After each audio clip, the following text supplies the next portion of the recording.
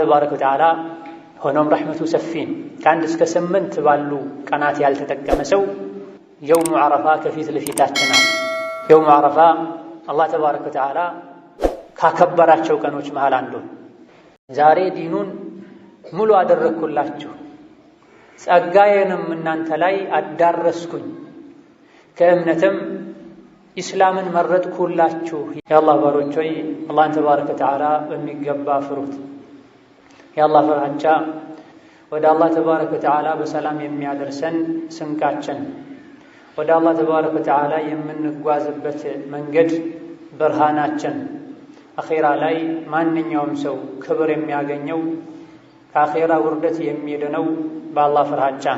አላህ ተባረከ ወተዓላ በረሕመቱ ሰዎች እንዳቅማቸው ወደ እሱ የሚቃረቡባቸው የተለያዩ አጋጣሚዎችን ፈጥሯል። የተለያዩ ምርጥ ቀኖችንም አስገኝቷል። ዓመት ውስጥ ያሉ የተለያዩ ወደ እሱ መቃረቢያ ምርጥ ቀናት አንዱ ከሌላኛው የሚለይበት ራሱን የቻለ ትሩፋት አለ። አላህ ተባረከ ወተዓላ ራሱ ላይ እዝነትን ወስኗል። አዛኝ ነኝ ብሏል። ረሕመቱም ሰፊ እንደሆነ አሳውቆናል። ከሰዎች ሁሉ እድለ ቢስ ማለት ይህ ሰፊው የአላህ ረሕመት አላስተናግድህም ብሎት ጀሃነም የገባ ሰው። ከሰዎች ሁሉ እድለኛ ማለት የአላህን ተባረከ ወተዓላ ረሕመት የሚያገኝበት መልካም ሥራ የሠራ ሰው። የአላህ ተባረከ ወተዓላ ረሕመት ምንም እንኳ ከሰማይና ከምድር የሰፋ ቢሆንም የሰው ልጆች ረሕመቱን መጠየቅ አለባቸው፣ ረሕመቱን መፈለግ አለባቸው። የረሕመት አጋጣሚዎችን ነቅተው መጠቀም አለባቸው። ዱንያን ፍለጋ ሌት ተቀን እንደሚለፉት ትርፍ የሚገኝበት ወቅት ጠብቀው ማለዳ ላይ ተነስተው እንደሚሰሩት አምሽተው እንደሚመለሱት በልጥ የአላህ ረሕመት ይገኝበታል የሚባል ወቅት ላይ ቦታ ላይ ሲሆኑ አብዝተው ሊለፉ ሊደክሙ የረሕመት በሮችን ሊያንኳኩ ይገባቸዋል። በሩም ተከፍቶ ያልገባ ከሱ ማንኳኳት የሚጠበቅበት ወቅት ላይም ያላንኳኳ የአላህ ረሕመት ርካሽ አይደለም። ረሕመቴ ከሁሉም ነገር ሰፍቷል፣ ለእነዚያ በእኔ ለሚያምኑ የላኩትን መልእክተኛ ለሚከተሉ ዘካን ለሚሰጡ እኔን ለሚፈሩ ረሕመቴን አድላለሁ ብላ። የሰው ልጆች ትልቁ አለኝታቸው የአላህ ረሕመት። የአላህን ረሕመትም ለማግኘት ከረሕመቱ ተጠቃሚ ለመሆንም አላህ ሸርጥ አስቀምጧል። እሱ ማመን፣ እሱን መፍራት፣ ረሱልን ዓለይሂ ሰላቱ ወሰላም መከተል፣ ዘካን መስጠት፣ ነፍስን ከቆሻሻ ነገር ማጥራት፣ ገንዘብን ደግሞ ከምስኪኖች ሐቅ ከሰው ሐቅ ማጥራት። በየወቅቱ በየአጋጣሚው የረሕመት አጋጣሚዎች አሉ፣ የአላህን እዝነት የምናገኝባቸው፣ ምህረቱን የምናገኝባቸው። ነገር ግን ኢኽላስ ላለው ሰው፣ ዲኑን ለአላህ ላጠራ ሰው፣ በንግግሩ በተግባሩ በእምነቱ እውነተኛ ለሆነ ሰው። አማ ሸቂይ የሆነ እድለ ቢስ የሆነ ለአላህ ረሕመት የሚገባውን ዋጋ የማይከፍል ረሕመቱ ምንም ሰፊ ቢሆን ድርሻ አይኖረም። ከጥቂት ቀናቶች በፊት ሰፊ የአላህ ረሕመት የሚገኝበትን የተከበረ የዙል ሒጃ 10 ቀንን ተቀብለናል። አሁንም እዛ ውስጥ ነው ያለን። በእነዚህ ቀናት ውስጥ የሚሰራ መልካም ሥራ ከመቼውም በላይ እጥፍ ድርብ አጅር የሚያስገኝ እንደሆነ ነቢዩ ዓለይሂ ሰላቱ ወሰላም ነግረውናል። ነገር ግን በጣም የሚያሳዝነው በየዓመቱ የዙል ሒጃ 10 ቀናቶችንም ይሁን ሌሎች የምህረት የረሕመት እጥፍ ድርብ አጅርና ምንዳ ቀናቶችን አላህ በሚወደው መልኩ ከኛ በሚጠበቀው ያክል መልካም ሥራ በመስራት አናሳልፋቸው፣ ጥቂት አላህ ያዘነላቸው ባሮች ካልሆኑ በስተቀር። ስለነዚህ አይነት ቀናት ሲነገር ይድረሱ ብቻ ኢንሻአላህ ብለን እነየታለን፣ በውስጣችን እንዘጋጃለን። ቀናቱ ሲደርሱ ግን ኸይር ሥራ ላይ ከመበርታት ይልቅ በወሬ እናሳልፋቸዋለን። የእነዚህ ቀናት ትሩፋታቸው ደረጃቸው የተነገረው ሥራ ልንጨምር፣ ገፍላ ልንቀንስ፣ ከሌላ ጊዜ የተሻለ የበለጠ ሥራ ልንሰራ እንጂ ስለ ቀኑ ልንሰማ ስለ ቀናቱ ትሩፋት ልንሰማና ልናወራ ብቻ አለ። ምን አረገን ከዙል ሒጃ 1 እስከ ዛሬ 8 ብለን እያንዳንዳችን ራሳችን ብንጠይቅ የሚያኮራ መልስ የሚያገኘው ጥቂት አላህ የመረጠው አላህ ያገዘው ሰው 2-3 ቁርአን ማክተም የሚቻልበት ቀን ሰዓት አልፏል። የተለያዩ ኸይር ስራዎችን መስራት የሚቻልባቸው የቀን የሌሊት ወርቃማ ሰዓታት አልፈዋል። ምንድን ያደረግነው? ብዙዎቻችን መመለስ ምንችለው 5 ወቅት ሶላት ሰግጃለሁ። አያመቱን ሙሉ ምን ሰግደው? ነዓም ከምንም በላይ ወደ አላህ የሚያቃርብ መልካም ስራ ቢኖር አላህ ዋጅብ ያደረገው ነገር ዋጅቡንም በተመረጡ ቀንና ቦታዎች ላይ ጠንከር ብለን ስንሰራው የተሻለ አጅር እናገኝበታል። እነዚህ ቀናት እንኳ ብዙ መስጂዶች ላይ እንደሚታየው ከግማሽ በላይ የሆነው ሰው ሶፍ ኢማም ሲያሰላምት ተነስቶ ቀዳ ያወጣል። በእነዚህም ቀናት ፈጅር የማይመጣ ሰው አለ። ከፈርዱ አልፎ ሱና እንድንሰግድ፣ መስጂድ እንድናበዛ፣ ሰደቃ እንዳቅማችን እንድንሰጥ፣ ለዱዓ ለእስትግፋር ለዚክር ሰፊ ሰዓት እንድንሰጥ ነበር። የእነዚህን ቀናት ትሩፋት ከጂሃድ ሁሉ አስበልጠው የነገሩ ነብዩ ሰለላሁ ዐለይሂ ወሰለም አላህ ተባረከ ወተዓላ ሆኖም ረሕመቱ ሰፊን ከ1 እስከ 8 ባሉ ቀናት ያልተጠቀመ ሰው የውሙ ዓረፋ ከፊት ለፊታችን አለ። የውሙ ዓረፋ አላህ ተባረከ ወተዓላ ካከበራቸው ቀኖች መሃል አንዱ ካለፉት የዙል ሒጃ 8 ቀናት የተሻለ አጅር የሚገኝበትም ቀን አላህ በዚህ ቀን ውስጥ ያስቀመጠውን ሽልማት፣ ትሩፋት፣ በረከት ያወቀ ሰው የተከበረውን የውሙ ዓረፋን የዙል ሒጃ 9ኛውን ቀን በዋዛ አያሳልፍ። ባለፉት ቀናት በመገፈሉ በመዘንጋቱ ተጸጽቶ የዙል ሒጃ 9ኛውን ቀን አላህ ተባረከ ወተዓላ በሚወደው መልኩ ጥፋተኛ የሆነ ሰው ሊያሳየው በሚገባው አይነት ባህሪ ለማሳለፍ ሊወስን ሊነየት ይገባ። አላህ ተባረከ ወተዓላ ለባሮቹ እገዛውን የሚሰጠው ውስጣቸው ላይ ባለው ፍላጎትና ተነሳሽነት ቆራጥነት ልክ ነው። የዙል ሒጃ 10 ቀናትን በተለይም የውሙ ዓረፋን በዚህ መልኩ አሳልፋለሁ ብሎ ከበባድ ዒባዳዎችን ለማድረግ ያቀደ የነየተ ይህን አላህ ያሳካለታል። ማድረግ የሚችልበትንም አቅም ቁዋ ይሰጠዋል። ምንም ያልነየተ አላህ አስገድዶ ና ብሎ አይጎትተው። ስራዎች የሚሳኩት አጅራቸው የሚበላለጠው ተቀባይነትም የሚያገኙት ስራውን በሚሰራው ሰው ንያ መሰረት እቅድ መሰረት ነው። የውም ዓረፋ እንደሱ አላህ ተባረከ ወተዓላ ብዙ ሰዎችን ከጀሃነም ነፃ የሚያወጣበት ቀን የለም። አላህ ተባረከ ወተዓላ ዓረፋ ላይ የቆሙ ሰዎችን ስማቸውን እያነሳ የኔን ምህረት ፈልገው እኮ ነው ተጎሳቁለው ተቸግረው ሀገራቸውን ርቀው ቤተሰባቸውን ርቀው የመጡት ምን ፈልገው ይመስላችኋል? እናንተው መስክሩ ምሬያቸዋለሁ የሚልበት ቀን ኢብሊስ ሸይጣን ከመቼውም በላይ የሚናደድበት የሚዋረድበት ቀን ነው። አላህ ለብዙ ሰዎች ምህረቱን ሲለግስ በማየት እንደ የውሙ ዓረፋ አላህ ብዙ ሰዎችን የሚምርበት ቀን የለም።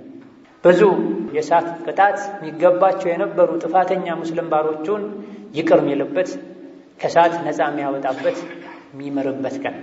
ለኢብሊስ ለሸይጣን ይህ አይመቸው።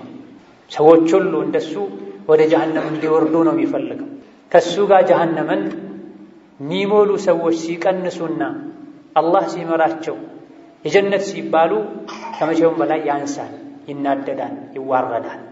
በዚህ ቀን ላይ አላህ እንዲመረን ይቅር እንዲለን ከጀሃነም ነፃ እንዲያደርገን ከጀነቶች እንዲጽፈን ከውስጣችን የጥፋተኝነት መንፈስ ስሜት እንዲሰማን ለአላህ ተባረከ ወተዓላ ረሕመት ራሳችንን ቅርብ ልናደርግ የሚያስፈልገውን ዋጋ ልንከፍል ይገባል።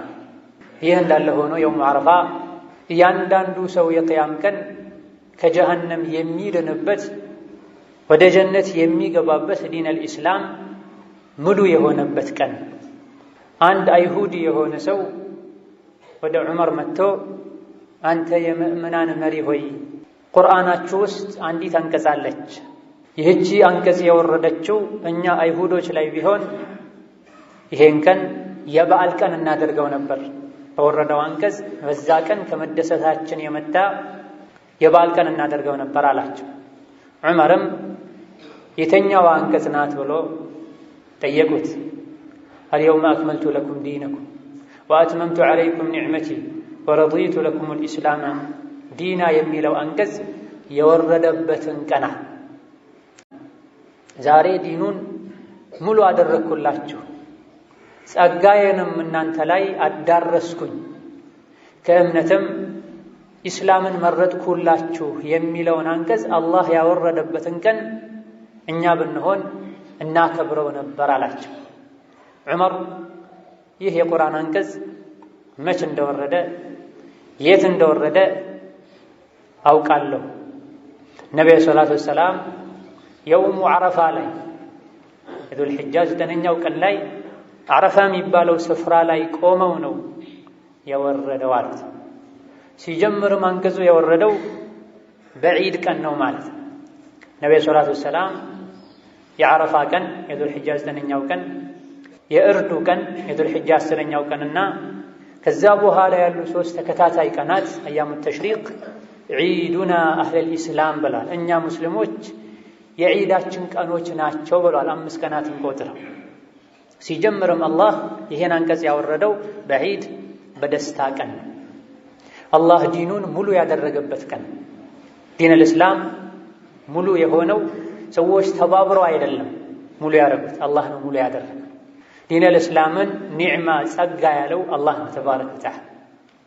ሰው ልጆች የቂያም ቀን ከጀሃነም የሚድኑት በምንም አይደለም በኢስላም በላ ኢላሃ ኢለላህ። ይህ ቀን የሰው ልጆች ቋሚው የአኺራ ኒዕማ የተሟላበት ቀን ነውና ያንተም ኒዕማ በግልህ ሙሉ እንዲሆን በዚህ ቀን አላህን ልጠይቀው፣ በአዱንያ በአኺራ መልካሙ እንዲሰጥህ፣ በአዱንያ ከጥመት በአኺራ ከእሳት እንዲጠብቅህ ልጠይቀው ይገባል።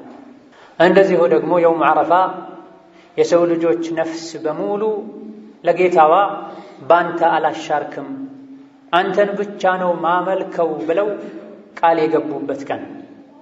ከዓብዱላህ ብን ዓባስ ረዲየላሁ ዐንሁ ኢማም አሕመድ ዘግበው አልባኒ ሶሒሕ ባሉት ሐዲስ ረሱሉ ዓለይሂ ሰላቱ ወሰላም አላህ ተባረከ ወተዓላ ዓረፋ ላይ የሰው ልጆችን ነፍስ በሙሉ ሰብስቦ አስቀድሞ አናገራቸው፣ ቃልም አስገባቸው። እኔ ጌታችሁ አይደለሁም እንዲህ አላቸው። በላ ነህ እንጂ ብለውም መልስ ሰጡ። ይሄን ቃል ያስገባኋችሁ የኔን ጌትነት አምላክነት ያሳወቅኳችሁ አን ተቁሉ የውመል ቂያመቲ ኢና ኩና ዐን ሃዛ ጋፊሊን። ዱንያ ላይ የምትቆዩትን ያክል ቆይታችሁ የቂያም ቀን ተሰብስባችሁ እኔ ፊት ስትቆሙ አንተ አምላካችን ጌታችን እንደሆንክ አናቅም ነበር እንዳትሉ ነው። አስቀድሜ ነፍስያችሁን ሰብስቤ ያናገርኳችሁ አናቅህም ነበር እንዳትሉ ነው። ወይም ደግሞ ወላጆቻችን በነበሩበት መንገድን የተጓዝነው፣ ሲያሻርኩ አሻረከን፣ ሲከፍሩ ከፈረን፣ ወንጀል ሲሰሩ እኛም አብረን ሰራን እንዳትሉ እኔን አስተዋውቂያችኋለሁ ብሏል። ይህ ቀን የውሙ ዓረፋ እያንዳንዱ የሰው ልጅ ለጌታው ቃል የገባበት አምላክነቱን የመሰከረበት በሱ ላያሻርክም ቃል ኪዳን የፈጸመበት ቀን።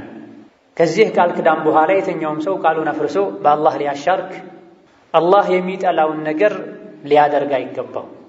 አይ ብሎ ያደረገ እንደሆነም የቂያም ቀን ረስቼ ነው፣ ተሳስቼ ነው፣ ወላጆቼ የሀገሬ ሰዎች ሲያደርጉ አይቼ ነው የሚለው ሊያዋጣው አይችልም። አስቀድሞ አላህ በየውሙ ዓረፋ ቃል አስገብቷል።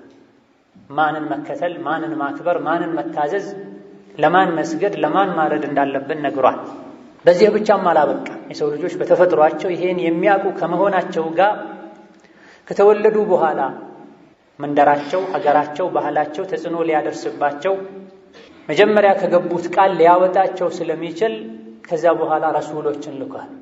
በየዘመኑ ሰውን በቃሉ እንዲጸና የሚያደርጉ ሐቅን ባጥልን ለይቶ እንዲያውቅ የሚያስተምሩ ሰዎችን የሚተሳሰባቸው ያኔ በገቡት ቃል ብቻ ሳይሆን መልእክተኞች መጥተው ባስተማሯቸውም ጭምር። ይህም የረሕመቱ ውጤትን ይህን የቃል ኪዳን ቀን በየዓመቱ የሰው ልጆች በጾም ሊያሳልፉት ይገባል ተብሎ ተደንግጓል። ነቢዩ ሰላቱ ወሰላም ስለ የውሙ ዓረፋ ስለ ከባዱ የቃል ኪዳን ቀን ጾም ሲጠየቁ የ2 ዓመት ወንጀልን ይሰርዛል ብዬ አላህ ላይ ተስፋ አደርጋለሁ ብላ ይህን ቀን በመጾም ሐላሉን ምግብ ሐላሉን መጠጥ በመተው ለአላህ ተባረከ ወተዓላ ታዛዥነታችንን በቃላችን ላይ መጽናታችንን ምንገልጽበት ቀንና ዒባዳ። ሐጅ ላይ ያልሆነ ሰው በሙሉ አቅም ያለው የጾም መስፈርትን ያሟላ የዙል ሒጃ 9ኛውን ቀን ሊጾም ይገባዋል። በዚህ ቀን ላይ ብዙ ሰዎች ከጀሃነም ነፃ ይወጣሉ፣ የአላህን ምህረት ያገኛሉ። አላህ ተባረከ ወተዓላ የማለበት ቀን ነው። አላህ ተባረከ ወተዓላ ያከበረው ቀን። እኛም ክብሩን ልንጠብቅ በተለያዩ ዒባዳዎች ልናሳልፈው፣ ከምንም በላይ ደግሞ በዚህ በተከበረ በላቀ ቀን ለጌታችን ፍጹም ታዛዥ ለመሆን ቃል በገባንበት ቀን አላህ የሚጠላውን ነገር ከማየት፣ አላህ የሚጠላውን ነገር ከመናገር፣ አላህ የሚጠላውን ነገር ከማድረግ ልንታቀብ ይገባናል። ከምንም በላይ ደግሞ እሱም ብቻ ልንወድበት፣ እሱም ብቻ ልንፈራበት እንደ ወተት ነጭ ንጹሕ አድርጎ የፈጠረው ልባችን ውስጥ አላህ የሚጠላው ነገር ኖሮበት ይሄን ቀን ልናሳልፈው አይገባም። የሰው ልጅ አላህ ቀልቡን ሲፈጥረው ንጹሕ አድርጎ ፈጥሮታል። ወንጀሎችን በደጋገመ ቁጥር ልቡ ላይ ጥቁር ነጥብ ይቀመጣል። ጥቁር ነጥብ በበዛ ቁጥር ነጭ የነበረው ቀልቡ ይጠቁራል። የሚሰጠውን መልካም ነገር ሊቀበል ምቹ በሆነ መልኩ የተፈጠረ ልቡ እየጠበበ መጨረሻ ላይ ይታሸጋል፣ መጨረሻ ላይ ይገለበታል። በዚህ መልኩ ሆኖ አረፋን የሚያሳልፍ ሰው ሊጠቀም አይችልም። አላህ የሚያየው ከምንም በፊት ልብን፣ ከዛ በኋላ ከንጹህ ልብ የመነጨን ስራ አስቀድመን ቀልባችን ልናጠራ ያ ረብ ውስጤን አጥርቻለሁ፣ አንተም ስራዬን አጥራልኝ፣ ያለፈውን የቆሸሸ መዝገቤን ሰርዝልኝ፣ አጥራልኝ ብለን ልንማጸነው ይገባናል። أعوذ بالله من الشيطان الرجيم والفجر وليال عشر والشفع والوتر والليل إذا يسر هل في ذلك قسم لذي حجر. بارك الله لي ولكم في القرآن العظيم ونفعني وإياكم بما فيه من الآيات والذكر الحكيم. أقول ما تسمعون وأستغفر الله لي ولكم ولسائر المسلمين من كل ذنب وخطيئة فاستغفروه إنه هو الغفور الرحيم. الحمد لله على إحسانه والشكر له على توفيقه وامتنانه وأشهد أن لا إله إلا الله وحده لا شريك له تعظيما لشانه وأشهد أن محمدا عبده ورسوله الداعي إلى رضوانه صلى الله عليه وعلى آله وأصحابه وإخوانه. أما بعد ይህን የተከበረውን ቀን በምን መልኩ ማሳለፍ እንዳለብን እንድናቅ አላህ በሚወደው መልኩም እንድናሳልፈው ከሚረዱ ነገሮች መሃል አንዱ ይህን የተከበረ የዙል ሒጃ 9ኛውን ቀን የውሙ ዓረፋን የከባዱን ቃል ኪዳን ቀን ነቢዩ በምን መልኩ ያሳልፉት እንደነበረ ማወቅና አርአያችን መሪያችን የሆኑት ነቢዩ ዓለይሂ ሰላቱ ወሰላም ቀኑን ያሳልፉበት በነበረው መልኩ ለማሳለፍ ጥረት ማድረግ። ሁሉም እንደ ሁኔታው ሐጅ ላይ ያለ ሙሉ በሙሉ እሳቸው የተገኙበት ቦታ ላይ በመገኘት እሳቸው ያደረጉትን በማድረግ፣ ሐጅ ላይ የሌለ ሰው ደግሞ ከሐጅ ውጪ ላሉ ሰዎችም የተደነገጉ የተፈቀዱ የዒባዳ የመልካም ሥራ አይነቶች አሉና ያም በማድረግ ሊያሳልፍ ይገባል።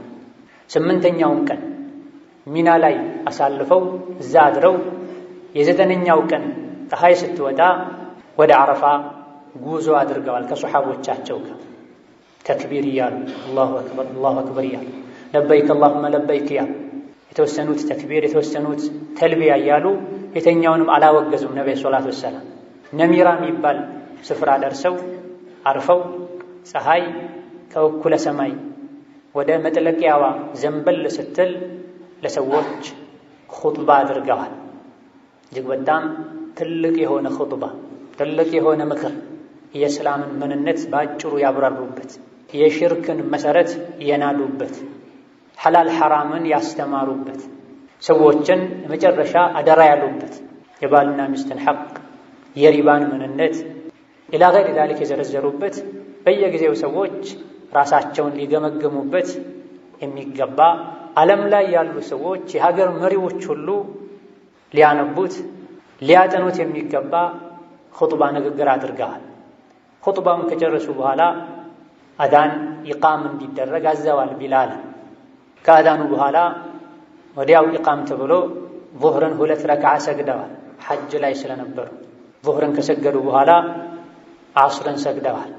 ዙህርንም ዓስርንም አሳጥረው አጠጋግተው ሰግደዋል። የመካ ሰዎችም ከእሳቸው ጋር አብረው አንድ ላይ አድርገው አሳጥረውም ሰግደዋል። ሞልታችሁ ስገዱም አላሏቸውም። ዙህርን በወቅቱ ዐስሩን በወቅቱ ስገዱ እናንተ የመካ ሰው ስለሆናችሁ አላሏቸው።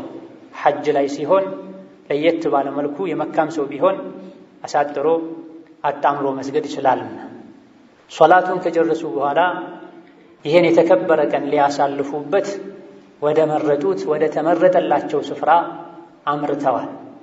እዛው ደርሰው ፊታቸውን ወደ ቂብላ በማዞር ግመላቸው ላይ ሆነው ዱዓ ማድረግ፣ አላህን ማጥራት፣ አላህን መማፀን ይዘዋል። ፀሐይ እስክትጠልቅ ድረስ ከዙህር ጀምሮ ፀሐይ እስክትጠልቅ ድረስ ዱዓ ሲያደርጉ ቆይተዋል።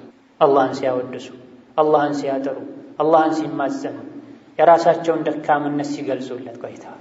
በዚህ መሃል አንዴ የግመላቸው ልጓም ገመዱ ሁሉ ወድቆ አንድ እጃቸውን ወደ ላይ እንዳነሱት በሌላኛው እጃቸው ነው ገመዱን ያነሱት። ቀኑን ሙሉ ሐጅ ላይ እንኳ በማላ ያዕኒ የሚያሳልፉ ሰዎችን እናያለን። በዚህ በተከበረው ቀን በተከበረው በተቀደሰው ስፍራ ሌላ ጊዜ የለመዱትን መጥፎ ሥራ የሚሰሩ ሰዎችን ሁሉ በዓይናችን እናያለን።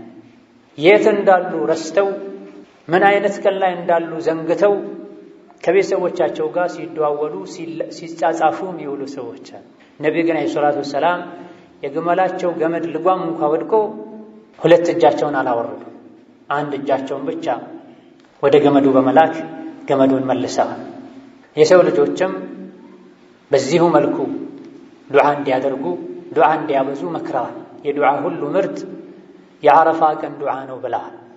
ሰሓቦቻቸውን የትኛውም የዓረፋ ክልል ውስጥ እንዲቆሙ ዑረና ከሚባል ስፍራ ብቻ እንዲርቁ ነግረዋቸዋል። እንዳይጨናነቁ ወቀፍቱ ሁና ወዓረፈቱ ኩሉሃ መውቂፉን ብለዋቸዋል። እኔ እዚህ ጋር መርጬ ቆም ያለሁኝ ዓረፋ የሚባለው ክልል ሁሉም መቆሚያ ስፍራ ነው። የግድ እዚህ ጋር ብቻ ለመቆም አሊያ ደግሞ የጋራው አናት ላይ ለመውጣት አትሞክሩ ማለታቸው። ዱዓ በሚያደርጉበት ጊዜ እጃቸውን ከደረታቸው ትይዩ አንስተው እንደነበረ ሲራቸው ላይ ተነግሯል። የዱዓ ምርጥ የዓረፋ ቀን ዱዓ ነው ብለዋል። ዱዓ በዓረፋ ስፍራ ሜዳ ላይ አልተገደበም። ዓረፋን ያገኝ የውም ዓረፋን 9ኛውን ቀን ያገኘ ሰው በሙሉ ምርጥ የዱዓ ቀን አግኝቷልና የሚያሳስበውን የሚያስጨንቀውን በሙሉ ሰሚ ለሆነው አዛኝ ለሆነው ለማያልቅበት ጌታው ዘርዘር አድርጎ እንደሚመልስለትም እንደሚያሳካለትም እርግጠኛ ሆኖ ሊለምነው ሊማጸነው ይገባል። በዚህ መልኩ እሳቸውም ሰሓቦቻቸውም ዱዓ ሲያደርጉ ለዱዓው ብለው ዐስርን ወደ ዙህር አስጠግተው ሰግደው የዕለቱ ትልቁ ዒባዳ ዱዓ እንደሆነ በተጨባጭ አሳይተው ተግብረውትም ሲመሽ ፀሐይ ስትጠልቅ ወደ ሙዝደሊፋ አምርተዋል። እዛ እንደደረሱም ገና ግመሎቻቸው ዕቃቸው ሳይወርድ ፈጥነው መግሪብን ሰግደዋል። ከዛ ዕቃ ተራግፎ ኢቃም ተደርጎ ዒሻን ሰግደዋል። በሁለቱ መሃል ምንም አልሰገዱም። ዒሻ እንደሰገዱም ቀጥታ ተኝተዋል። በርካታ ፉቃሃዎች አስተያየት መሰረት ወከዛሊከ አልሙሐዲሲን በዛ ቀን ላይ የዒድ ምሽት ዒባዳ ብለው ለየት ያለ ዒባዳ እንዳደረጉ አልተነገረም። የጾም ፍቺ ዒድ ነገ ነው ሲባል፣ የዓረፋ ዒድ አልአድሓ በዓል ነገ ነው ሲባል ምሽቱን ለየት ባለ መልኩ ዒባዳ የሚያደርጉ ሰዎች አሉ። ነቢዩ ግን ዐለይሂ ሰላቱ ወሰላም ይህ ሌሊት የዒባዳ ሌሊት ነው ብለው ለየት ያለ ዒባዳ አላደረጉም። በሁለቱም ዒዶች ምሽት ላይ እነሆ የውም ዓረፋ ሁሉም ቦታ ላይ ላሉ የአላህ ባሮች የክብር ቀን፣ የምህረት ቀን፣ የሽልማት ቀን በስጋትና በተስፋ መሃል ሆነን ልናሳልፈው ይገባል። ደጋግ ቀደምቶች ያደርጉ እንደነበር በዒባዳ አላህን በመፍራት ከሚታወቁ ደጋግ ቀደምቶች መሃል አንዱ የሆኑት ሙጠሪፍ ኢብኑ ዓብድላህ እና በክር አልሙዘኒ ዓረፋ ላይ ሆነው በእኔ ጥፋተኝነት ምክንያት ያንተን ምህረት ፈልገው የመጡ የእነዚህ ሁሉ ሰዎችን ልፋት ድካም ከንቱ አታድርገው፣ እኔ ስላለሁባቸው እነሱን መማርህን አትተው ብሎ ራሱን ጥፋተኛ ያደርግ ይፈራ ይሰጋ ነበር። ሌላውም እንደዚሁ ይህ ምንኛ የተከበረ ቀን ነው፣ ምንኛ የምህረት ቀን ነው፣ እኔ ኑሬ ወንጀለኛው እኔ በሰዎች መሃል ኑሬ ባላደፈረሰውና በእኔ ምክንያት ፍላጎታቸው አይሳካም ብዬ ባልሰጋ ብላ ትንሽ ጥፋት አጥፍተው አንዳንዶች ሁሉ ይህ ነው የሚባል ጥፋት ሳያጠፉ አላህን ይፈሩ ነው፣ ይጨነቁ ነው። በእኔ ወንጀል አላህ ህዝቡን እንዳያጠፋ ይሉ ነው። የሆነችን ትንሽ የምትባል ወንጀል ሰርተው ከላይ የቋጥኝ ድንጋይ ወርዶ እንደሚያጠፋቸው ይሰጉ ነበር። እኛ ጋራ የሚያክል ቋጥኝ የሚያክልን ወንጀሎችን እየተዳፈረን እንኳ አፍንጫችን ላይ ዝንብ አርፎ እሺ ብለን ምናሳደውን ያክል ምናባራውን ያክል አንጨነቅ። በዚህ መልኩ ልንሰጋ ይገባናል በተወሰነ መልኩ። ሆኖም ደግሞ የአላህ ረሕመቱ ሰፊ ነው። ከለተሞቱ ከጣረ ሞቱ በፊት የተወበተ የተጸጸተን በሙሉ ይመራል። በስጋታችን ልክ ተስፋም ልናደርግ ይገባናል። አብዱላህ ብን ሙባረክ ወደ ሱፊያን ተውሪ የውም ዓረፋ ላይ ሄዱና ሱፊያን ተውሪ ጋር ሲደርሱ ሱፊያን ተውሪ በጉልበታቸው ተንበርክከው እያለቀሱ አላህን እየተማጸኑ ነበር፣ እንባቸው ፊታቸውን ሞልቶ። ዛሬ በዚህ በተከበረው ቀን የሰው ሁሉ መጥፎ ማን ነው ብዬ ስጠይቃቸው ለሱፊያን ተውሪ አለዚ የظኑ አነ አላህ ላ የግፊሩ ለሁ ብለው መለሱልኝ ብሏል። በዚህ ቀን እድለብስ መጥፎ ሰው ማለት አላህ አይመረኝም ዛሬ ብሎ የሚያስብ ሰው ነው ብሏል። ይመረኛልን ብለን ተስፋ ልናደርግ ይገባናል። የምህረቱን ዋጋ ከመክፈል በሩን ከማንኳኳት ጋር ላይመረኝም ይችላል ብለን ልንሰጋ ይገባናል። ወንጀላችን እያስታወሰ ፈርቶ የሸሸ ይድናል፣ ያልፈራ ያልተጠነቀቀ ቢሸሽም አይድንም። ሁለቱን ያሟላ ሊድን ይችላል። በዚህ በተከበረ ቀን አላህ ተባረከ ወተዓላ ይመረኛል፣ ረሕመቱ ሰፊ ስለሆነ ከእናቴ በላይ ከወላጆቼ በላይ አዛኝ ስለሆነ ማረኝ ካሉት ይምራል ልንል እስትግፋር ልናበዛ፣ ዱዓ ልናበዛ፣ ተውበታችንን ልናስተካክል፣ ዒባዳዎችን ልንቀላቅል ይገባን። የተለያዩ አይነት ዒባዳዎችን ልንሰራ ይገባን። የተፈቀዱትን በየተኛው አላህ እንደሚመረን አናቅ፣ የተኛው ይበልጥ አላህ እንደሚያስደስት አናቅ። በግላችን ዱዓ እስትግፋር ልናበዛ፣ በየመሃሉም ልንሰግድ፣ ቁርአን ልንቀራ፣ ተክቢር ልንል፣ በሌላ በኩል ደግሞ የተቸገረን ሰው ልንረዳ፣ ኡድሕያ ማረድ የፈለጉ ስጋ ማሽተት መቅመስ የፈለጉ አማራጭ ያጡ መንገዱ የጠፈባቸዋል። እንዲህ አይነት ሰዎች የኡድሕያ መንገድ በማመቻቸት የታመሙ አሉ። እነሱን አይዟችሁ በማለት ውስጣቸውን በማስደሰት ዒባዳዎችን በመለያየት የአላህን ረሕመት ልንፈልግ ይገባል። ይህን ቀን ቀደም ሲል እንደጠቀስነው መጾሙ ሱና ነው። የቻለ ሰው ሊጾም ይገባል። መጾም ምግብ መጠጥን መተው ብቻ ሳይሆን ሐራምንም ጭምር መተው፣ መላ ሰውነታችንን አላህ ከሚጠላው ነገር ልናጾመው ይገባል። እንደዚሁ ደግሞ ይህን ቀን የጾሙ የአላህ ባሮችን ለማስፈጠር ጥረት ልናደርግ ይገባል። ጾመኛን ያስፈጠረ ጾመኛው የሚያገኘውን አይነት አጅር አላህ ይሰጠዋል፣ ከጾመኛው አጅር ምንም ሳይቀነስ ብሏል። በተለይ አላህን የሚፈሩ አቅመ ደካማ የሆኑ ምስኪን የሆኑ ሰዎችን ማስፈጠር ለአላህ ብለው ከምስኪንነታቸው ጋር ጾመው የሚያገኙትን አይነት አጅር እንድናገኝ ያደርገናል። ለየውም ዓረፋ ቢቻል መታጠብ፣ ንጹህ ልብስ መልበስ በላጭና የተሻለ። ከየውም ዓረፋ ቀጥሎ የተከበረው የዒድ ቀን። በዚህ የዒድ ቀን ከሚሰሩ ትልልቅ ስራዎች አንዱ እርድ ነው። ኡድሕያን ልናርድ አስቀድመን ልንዘጋጅ፣ ምናርደው እንስሳም መልኩ የሚያምር ዋጋው ውድ የሆነ ሊሆን ይገባል። ስንገዛውም ደስ ሊለን ይገባል። የተቆረቆረን የተቆጨን ሳይሆን ለዒድ ቀን አዲስ መልበስ፣ ከለሩንም ከተቻለ ነጭ ማድረግ፣ ካልተቻለ ያለን ንጽህናውን ጠብቆ መልበስ ሱናና ተወዳጅ። የግል ንጽህናን መጠበቅ፣ ጥፍርን መቁረጥ ኡድሕያ ለማያርዱ ሰዎች፣ ፀጉርን ማስተካከል እንደዚህ ኡድሕያ ለማያርዱ ሰዎች፣ ኡድሕያ የሚያርዱ ደግሞ ሰግደው ተመልሰው እንዳረዱ ትርፍ የሆኑ መነሳት ያለባቸው ሰውነታቸው ላይ ያሉ ፀጉርና ጥፍሮቻቸውን ሊያነሱ ይገባል። የተከበረውን የዒድ ቀን ጺምን በመላጨት ሌሎችን ሸሪዓ የሚጻረሩ ነገሮችን በማድረግ ውበትን ለመጠበቅ ንጽህናን ለመጠበቅ መሞከር ትልቅ የሆነ ስህተት ነው። ዒዱን በወንጀል ማክበር፣ ሴቶችን ለዒድ ማውጣት፣ ሕፃናትን ለዒድ ሶላት ማውጣት ሱና። ሴቶች ሲወጡ ሒጃባቸውን ሊጠብቁ፣ ሽቶ ከመቀባት ሊጠነቀቁ፣ ሙሉ ሒጃብ እንኳ ማያደርጉ ሴቶች ከመኳኳልና ሌሎችንም ጌጦችን ፊታቸው ላይ ከማድረግ ሊርቁ ይገባቸዋል። በሁሉም ዑለሞች ስምምነት ሴት ልጅ ፊቷ ላይ ጌጥ ካደረገች ከተዋበች ፊቷን መሸፈን ዋጅብ ይሆንባታል። እምቢ ካለች ቁርአንን ሸሪዓን ጥሳለች።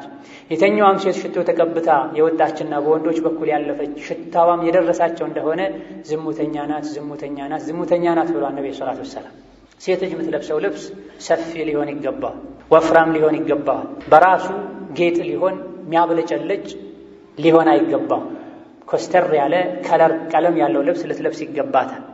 በዒድ ቀን ወንጀል መስራት አላህ ተደሰቱ ብሎ በፈቀደበት ቀን አላህን ማስቆጣት ነው የሚሆን። ለምስኪኖች፣ ለአቅመ ደካሞች፣ ለየቲሞች፣ ለጎረቤቶች በዛ ቀን በጎ ልንሆን ልናስደስታቸው ለአላህ ብለን ለዝምድና ብለን ልንዘያየር ይገባናል። ዒድ ነው ብለን ሶላተል ጀምዓን ልንተው ይገባን። በተክቢራ ልናሳልፍ በመልካም ስራ ልናሳልፍ ይገባናል። ከዒድ በኋላ ያሉ 3 ቀኖችም አያሙ ተሽሪቅ የሚበለባቸው የሚጠጠባቸው ቤተሰብ የሚዘያየርባቸው ጎን ለጎን ዝክር የሚባልባቸው ቀኖች ናቸው። የኛ የሙስሊሞች ዓመት በዓሎች ደስታ ብቻ ሳይሆኑ አጅርም ዒባዳም ጭምር ናቸው። የኛ የሙስሊሞች ዓመት በዓሎች ከአዱንያው ደስታ ባሻገር የአኺራን የጀነትን ደስታ የሚያስታውሱን ናቸው። የኛ የሙስሊሞች ዓመት በዓሎች ለራሳችን ብቻ ሳይሆን አቅመ ደካሞችንም ጭምር የምናስደስትባቸው ዓመት በዓሎች ናቸው።